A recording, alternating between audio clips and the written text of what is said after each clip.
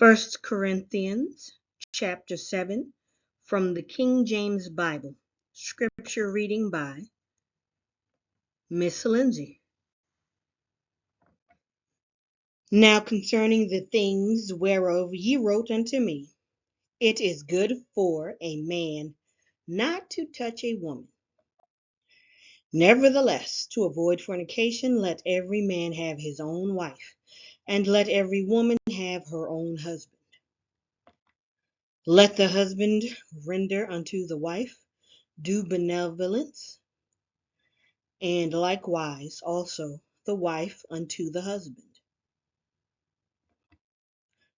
The wife hath no power of her own body, but the husband, and likewise also the husband hath no power of his own body, but the wife. Defraud ye not one the other, except it be with consent for a time, that ye may give yourselves to fasting and prayer, and come together again, that Satan tempt you not for your incontinency. But I speak this by permission, and not of commandment. For I would that all men were even as I myself.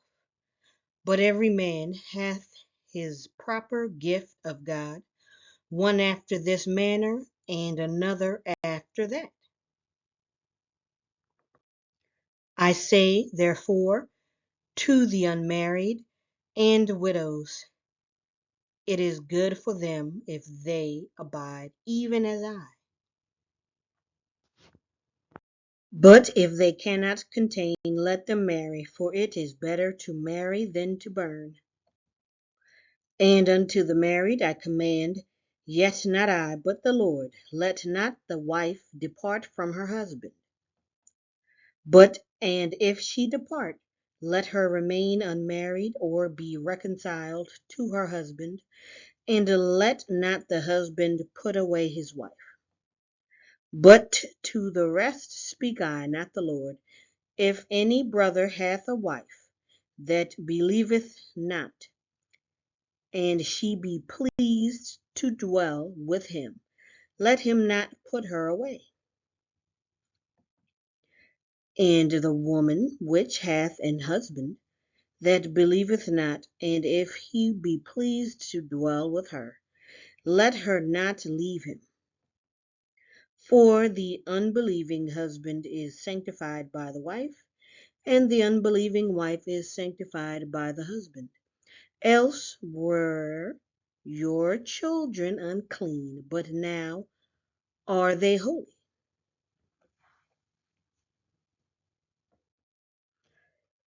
But if the unbelieving depart, let him depart.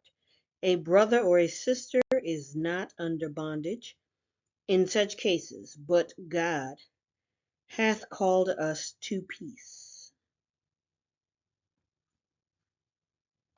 For what knowest thou, O wife, whether thou shalt save thy husband? Or how knowest thou, O man, whether thou shalt save thy wife? But as God hath distributed to every man, as the Lord hath called every one, so let him walk. And so ordain I in all churches. Is any man called being circumcised? Let him not become uncircumcised. Is any called in uncircumcision? Let him not be circumcised. Circumcision is nothing, and uncircumcision is nothing, but the keeping of the commandments of God. Let every man abide in the same calling wherein he was called. Art thou called being a servant? Care not for it, but if thou mayest be made free, use it rather. For he that is called in the Lord being a servant is the Lord's freeman. Likewise also he that is called being free is Christ's servant. Ye are bought with a price. Be not ye the servants of men. Brethren, let every man wherein he is called, therein abide with God. Now concerning virgins I have no commandments of the Lord, yet I give my judgment, as one that hath obtained mercy of the Lord, to be faithful. I suppose, therefore, that this is good for the present distress.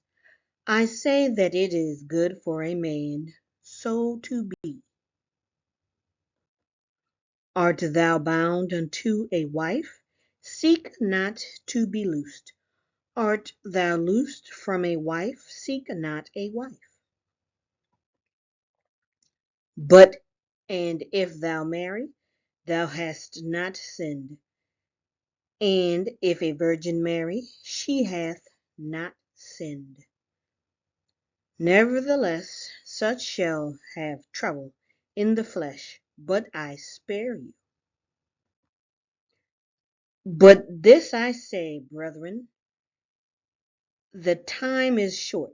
It remaineth that both they that have wives be as though they had none, and they that weep as though they wept not, and they that rejoice as though they rejoiced not, and they that buy as though they possessed not, and they that use this world as not abusing it.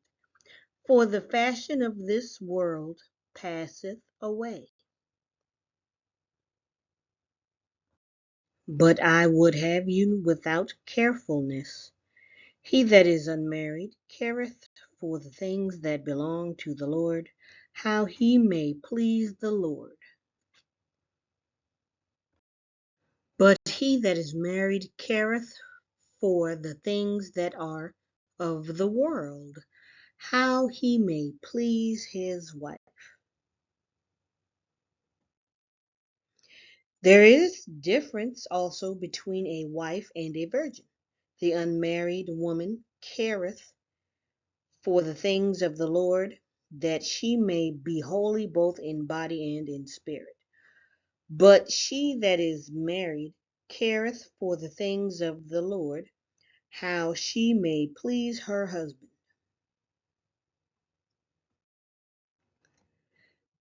And this I speak for your own profit, not that I may cast a snare upon you, but for that which is comely, and that ye may attend upon the Lord without distraction. But if any man think that he behaveth himself uncomely toward his virgin, if she pass the flower of her age, and need so require, let him do what he will. He sinneth not, let them marry.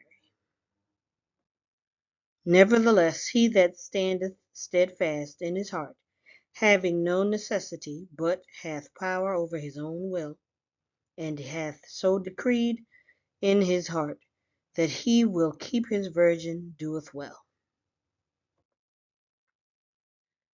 So then he that giveth her in marriage doeth well, but he that giveth her not in marriage doeth better.